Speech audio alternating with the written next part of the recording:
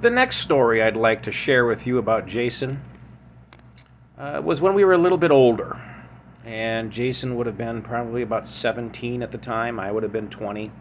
I had gone in the Navy. Jason was still at home and might come home on leave. And for those of you who know Jason, you know he's very competitive. And he can be a little stubborn at times. Not that I can't either. I'm not trying to say that I'm better than him or anything like that, but he can be stubborn.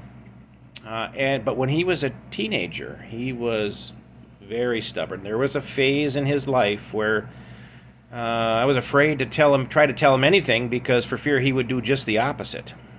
And so you really, I mean, he at that point of his life, he was very difficult to try to teach or to help along or anything because he was very stubborn.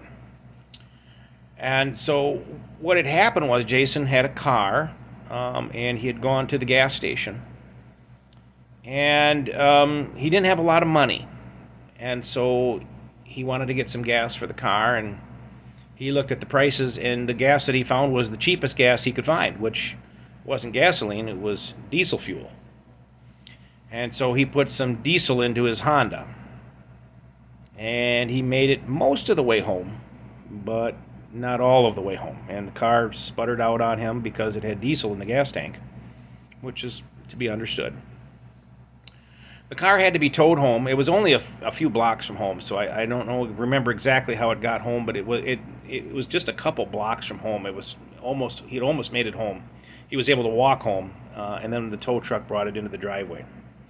And I had come home on leave from the Navy, and I was in the kitchen, and I see Jason heading outside to, he was going to fix that issue with because he didn't have a lot of money, and he wanted to get back in his car, and he was going to fix that diesel fuel in the gas tank. And his idea of fixing it was to take he had a drill in his hand, a drill motor with a drill bit on it. And I said, "Oh, where are you going with that?" And he says, "Well, I'm going to get that diesel out of my gas tank." I said, "Well, how are you going to do that?" And he said, "Well, I'm going to drill a hole in it and drain out all the diesel, and then I can patch the hole, and then I can fill it back up with some gasoline and get it back to running again." And again, Jason at that age of his life was very stubborn. Very difficult to try to influence in any way. And I thought in a very short period of time, I thought the best thing to do was to try to demonstrate to Jason why that was maybe a little bit of flawed thinking. So I said, Jason, that's a really good idea. Let me see how that drill's working. Let me just check that out for a moment.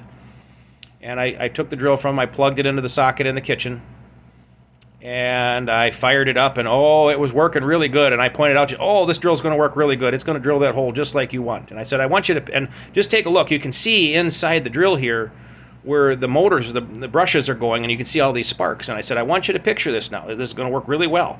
You're going to be underneath that car, drilling up with that drill bit, that hot drill bit. Then you're going to poke through that gas tank.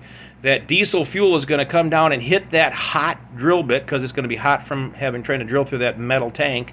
And then it's going to come down and hit those sparks. And then you're going to be underneath that gas tank. And the light went on in Jason's head, and he thought better of going out to drill a hole in his gas tank. I think ultimately he ended up paying to have it, the gas tank removed so that they could remove the diesel fuel from it, and so that he could put gasoline back in it. But that's not a yee moment, but that was just one of the stories about Jason that just makes him as special as he is, and I